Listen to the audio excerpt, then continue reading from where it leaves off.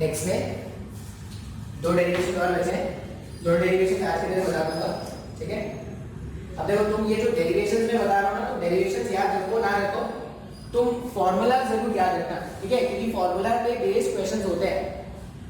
अब क्या है, electric field on the axis of a charge disc, ठीक है।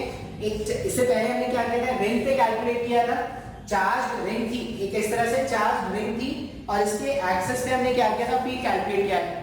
अब क्या है, पूरा एक डिस्क है, एक ऐसा पूरा डिस्क है, इस पूरे डिस्क के कारण आपको क्या करना है, फील्ड कैलकुलेट करना है, कहां पर, इसके एक्सिस। बात समझ में आ रहा है। फिर से मैं बोल रहा हूं कि अगर आप डेरिवेशन याद रखोगे तो ठीक है, नहीं याद रख रहे हो तब भी आपको क्या करना पड़ेगा, कम से कम में फॉर्मूला तो जरूर याद रखना पड़ेगा, ठीक है। अब कैसे सॉल्व करेंगे वो देखो। तो डिस्क को पहले तो इमेजिन करो कि डिस्क, ये जो डिस्क था ये बना कैसे होगा। उसके लिए क्या करते हैं, अनियन को काटते हैं। कैसे, वो एक अनियन ले लो, ऐसे नाइफ से ऐसे काटते हैं। अब वो जो मेरे पास एक स्लाइस आता है अनियन का, उसको बाहर निकालो। अब जब वो अनियन के स्लाइस को बाहर निकालोगे, वो एक डिस्क के जैसा दिख रहा है। अब उसमें से क्या करो, एक लेयर को जब आप पील आउट करके बाहर निकालोगे तो वो रिंग बनता जाएगा।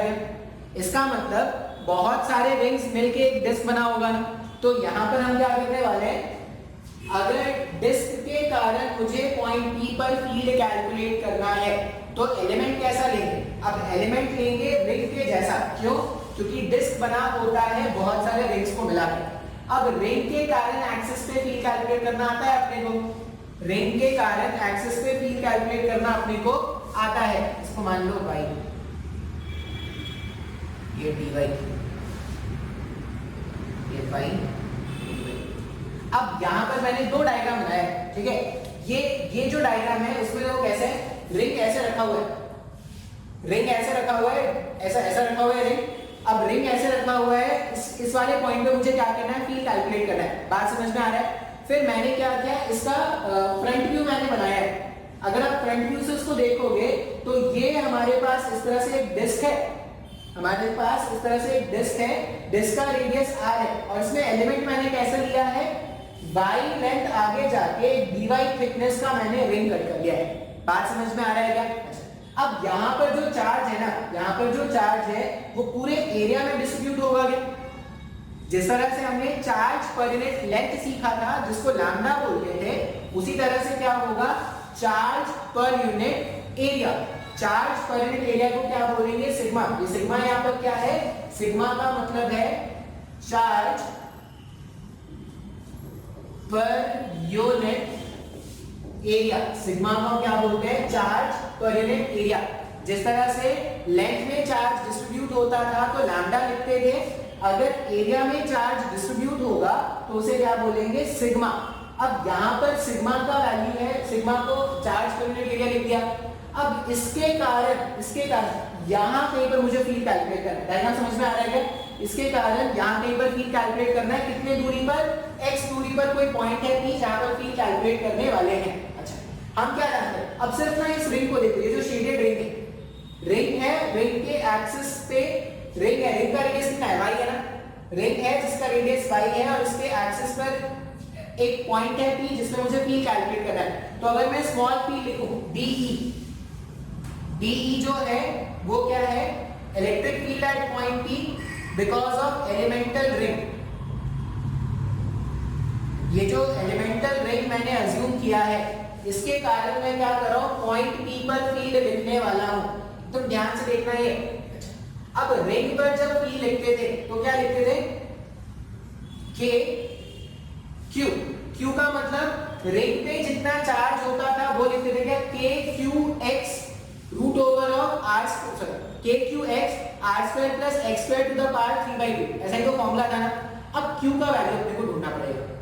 तो Q का वैल्यू यहाँ पे मैं लिख दे रहा हूँ, ये क्या, ये Q यहाँ पे लिख रहे हैं Q। Q मतलब charge on ring, charge on elemental ring. या पहले वही फाइंड कर लेते हैं, फिर कैलकुलेशन करना ज्यादा आसान होगा। तो पहले हम क्या करते हैं, चार्ज कैलकुलेट कर लेते हैं on elemental ring. Charge on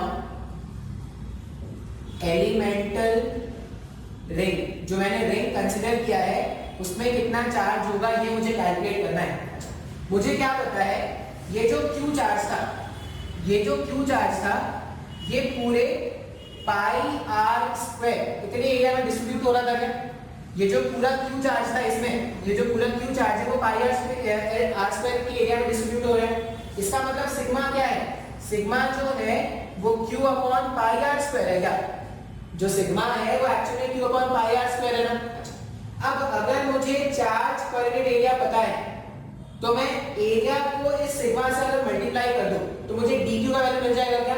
ये dq का मतलब यहां पर क्या है? Charge on the ring, charge on the ring.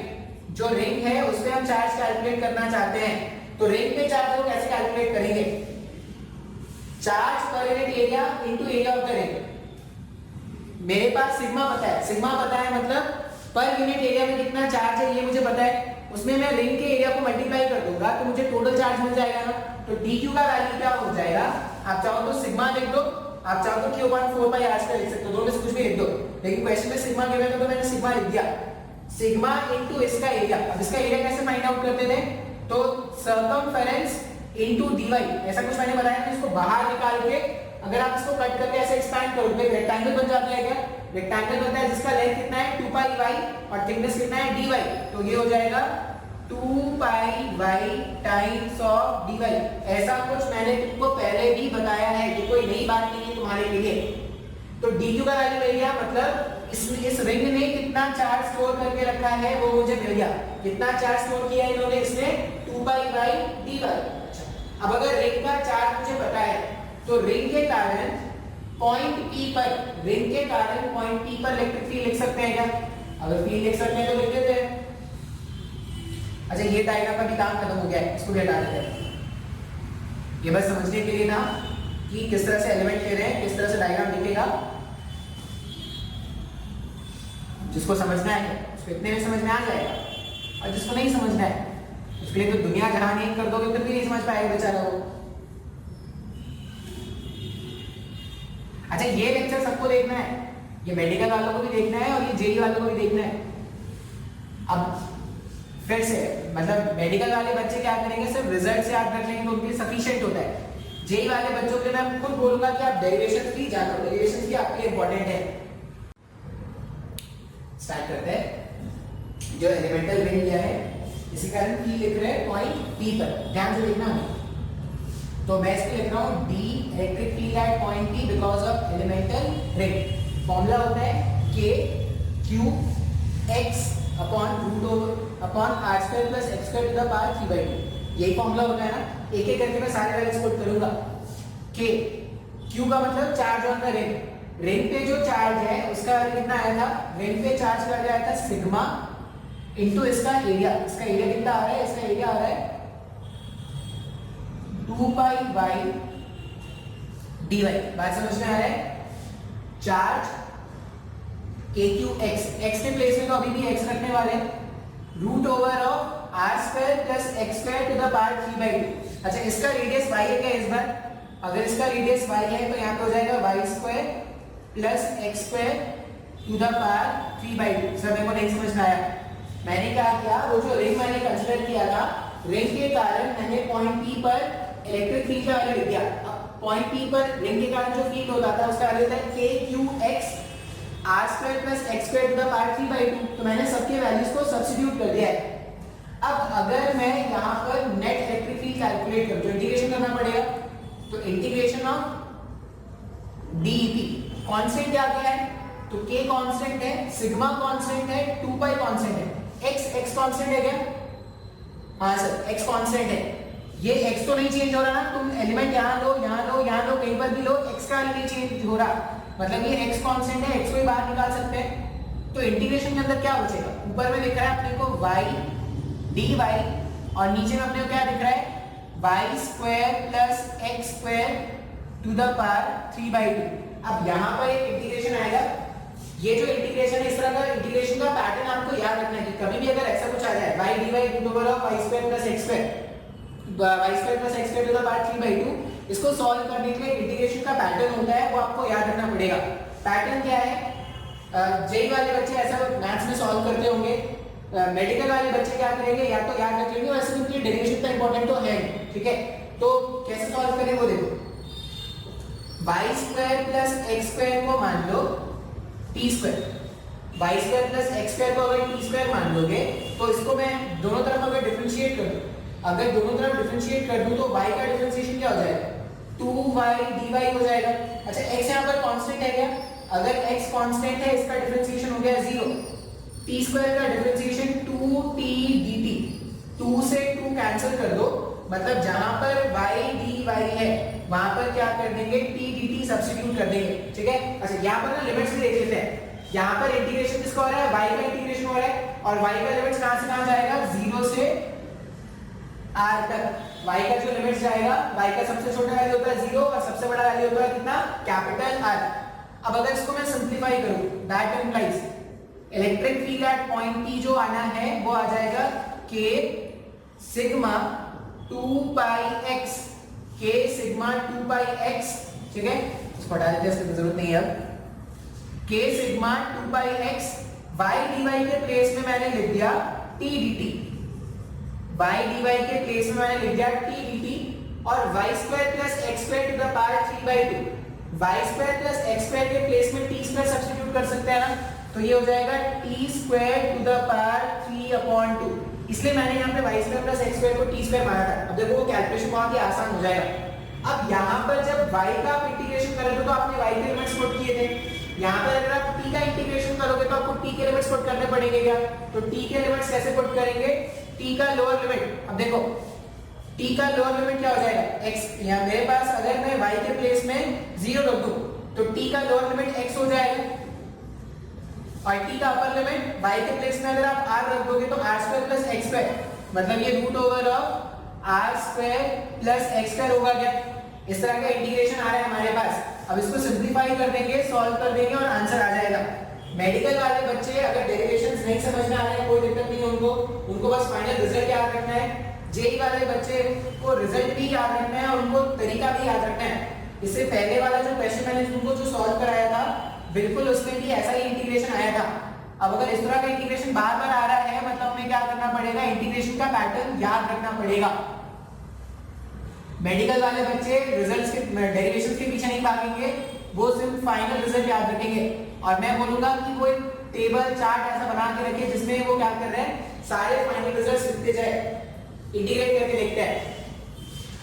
Electric field at point P K sigma 2 pi x, k sigma 2 pi x, t dt divided by, ये t cube हो गया क्या, ये t क्यूब हो गया, तो t से t क्यूब अगर कैंसिल करो तो dt अपॉन t स्क्वायर आ रहा है इंटीग्रेशन के अंदर, इधर आ जाएगा dt अपॉन t स्क्वायर, और लिमिट्स क्या है, लिमिट्स इसका x से root over of r square plus x square तक है, root over of r square plus x square, dt upon t square का अगर आप इंटीग्रेशन करोगे तो k sigma 2 pi x dt upon t square minus 1 upon t हो जाएगा क्या, हाँ या ना, तो ये माइनस बाहर निकाल दो, ये 1 अपॉन t यहाँ पे रख दो, यहाँ पे रखो x, यहाँ पे रखो r square plus x square. तो electric field at point P, electric field at point P का वैल्यू कितना होता है, k sigma 2 pi x upper limit 1 root over r square plus x square minus 1 upon x। इसको और अच्छे से क्या लिख सकते हैं, electric field at point P जो आ रहा है वो आ रहा है k sigma 2 pi x 1 upon x minus root over of r square plus x square. ये फॉर्मूला सबको याद रखना है, JEE medical, pre medical, pre JEE, non medical, non JEE, arts, commerce, science, dance competition जो वाले बच्चे हैं ये फॉर्मूला सबको याद रखना है, ठीक है।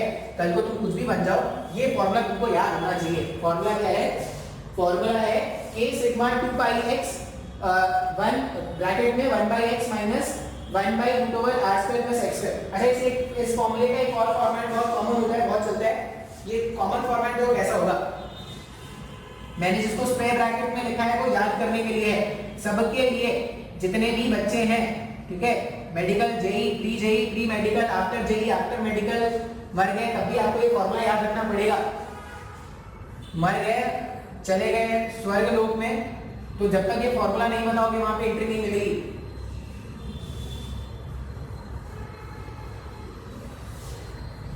ये फॉर्मूला जानते ही तुमको मोक्ष की प्राप्ति हो जाएगी, ठीक है।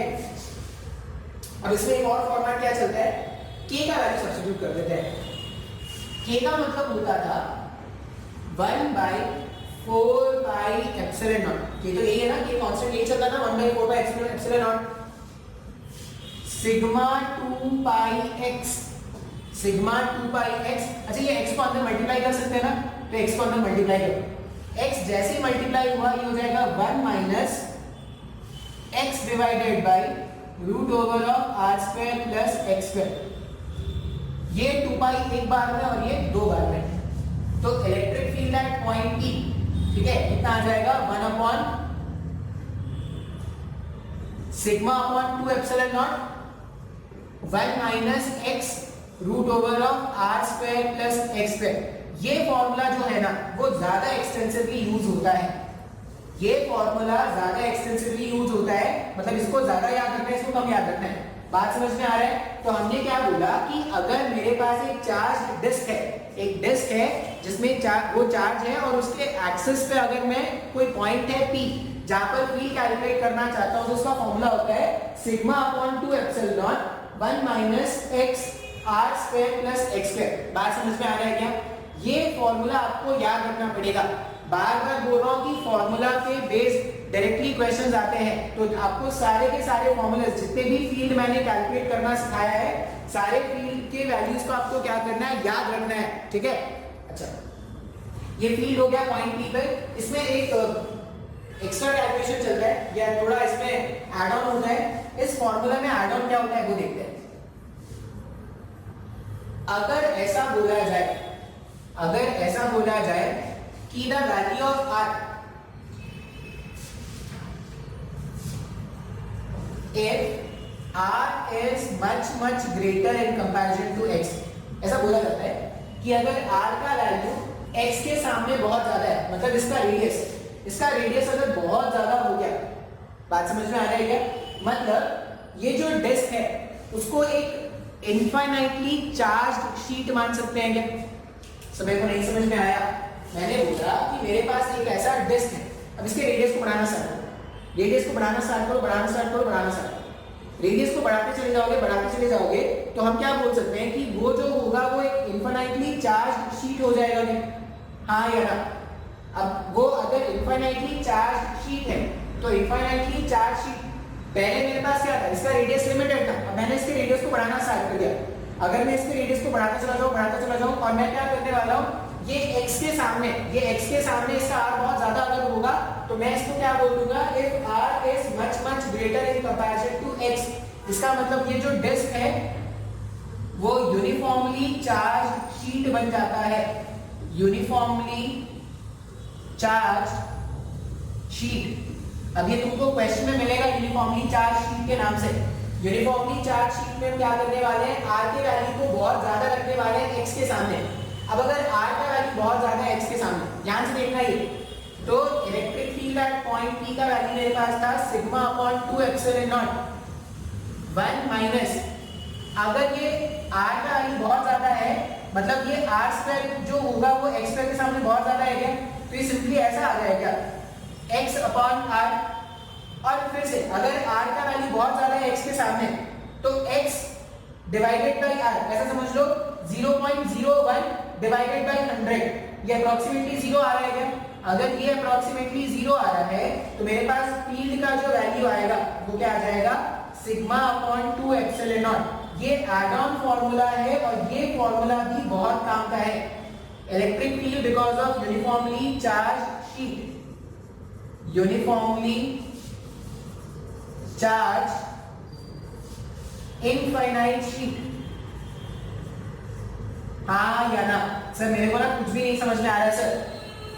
डिस्क का फॉर्मूला कितना था? डिस्क का फॉर्मूला था sigma upon 2 epsilon not 1 minus x upon root over r square plus x square. अब मैंने बोला कि x के सामने ये रेडियस को मैंने बहुत ज्यादा करना स्टार्ट कर दिया। अगर x के सामने रेडियस को बहुत ज्यादा करना स्टार्ट कर दिया तो उसको क्या बोलना स्टार्ट कर देंगे, इनफाइनाइटली चार्ज शीट। अब इनफाइनाइटली चार्ज शीट में क्या करना है, आर का वैल्यू बहुत ज्यादा रखने वाला है एक्स के सामने। जब आप इसको सिंप्लीफाई करोगे तो ये सिंप्लीफाई होने पर x अपॉन r आ गया। अगर मान लो x का वैल्यू 0.01 और मैंने r का वैल्यू रख दिया 100, तो 0.01 डिवाइडेड बाय 100 सिंप्लीफाई करने पे ये बहुत छोटा हो गया। तो सिंप्लीफाई करने से कितना आ जाएगा, सिग्मा अपॉन 2 एप्सिलॉन नॉट आ जाएगा। बात समझ में आया है? तो डिस्क वाले फार्मूला में दो फार्मूला छुपा है, एक फार्मूला डिस्क के लिए और एक formula uniformly charge infinite sheet के लिए। जब गॉसेस थ्योरम्स पढ़ाएंगे तो वहां पे फिर से ये डेरिवेशन करेंगे सिग्मा अपॉन 2 एप्सिलॉन नॉट। अभी क्या करना है, इसके रिस्पेक्ट में मैंने ये फार्मूला बताया है। आप तो भाई आपको तो सिर्फ फार्मूला याद करते जाना है, जैसा अरेंजमेंट उसके लिए फार्मूला। इनफाइनाइटली चार्ज शीट मतलब आज के बाद से कोई तुमको बोले कि मेरे पास एक ऐसा इनफाइनाइट चार्ज शीट है, इस तरह से इनफाइनाइट चार्ज शीट मतलब इस तरह से ऐसे चार्ज शीट है, और इसके कारण अगर मैं फील्ड कैलकुलेट करूंगा तो वैल्यू क्या रखेंगे, सिग्मा अपॉन 2 एप्सिलॉन नॉट। और ये बात ध्यान से याद रखना कि ये सेपरेशन के इंडिपेंडेंट है। जैसे मेरे पास जो sigma upon epsilon not value आया ना, मान लो मैं बोल रहा हूं कि मेरे पास एक इनफाइनाइट चार्ज शीट है। अब ये सब बातें ना थोड़ी मुश्किल होती है हजम करने के लिए, लेकिन बातें जो है वो बिल्कुल सही है। मान लो एक शीट है ऐसा, और ये शीट कैसा है, यहां पर इंफिनिटी तक है, यहां पर इंफिनिटी तक है। ऐसे शीट जो है पूरा इनफाइनाइटली चार्ज शीट है, माइनस इंफिनिटी से प्लस इंफिनिटी तक एक्सटेंड हो रहा है। अब इस शीट के कारण यहां पर अगर मुझे फील्ड कैलकुलेट करना है, यहां पर फील्ड कैलकुलेट करो या यहां पर फील्ड कैलकुलेट करो, ये पॉइंट ए ये पॉइंट बी, शीट से यहां पे फील्ड कैलकुलेट करो या यहां पे फील्ड कैलकुलेट करो, दोनों ही जगह जो वैल्यू होगा वो सिग्मा अपॉन 2 एप्सिलॉन नॉट ही होगा। वो इंडिपेंडेंट है ऑफ द सेपरेशन। बात समझ में आ रहा है क्या? आप शीट के पास में चले जाओ या शीट से बहुत दूर चले जाओ, दोनों ही केस में फील्ड का जो वैल्यू होगा वो क्या होगा, sigma upon 2 epsilon not. Infinitely charge sheet का मतलब है कि अगर इसके डायमेंशन के सामने अगर मैं x बहुत छोटा रख दूं तो इसको इनफाइनाइटली चार्ज शीट मानेंगे क्या? अब इनफाइनाइटली चार्ज शीट क्या, आप इधर चले जाओ, इधर चले जाओ, इधर चले जाओ, कहीं पे भी चले जाओ, आपको फील्ड का वैल्यू क्या याद रखना है, सिग्मा अपॉन 2 एप्सिलॉन नॉट याद रखना है। क्लियर है क्या? हाँ या ना? तो ये डिस्क वाले डेरिवेशन में दो फार्मूला छुपा था, दोनों फार्मूला बहुत ज्यादा इंपॉर्टेंट है।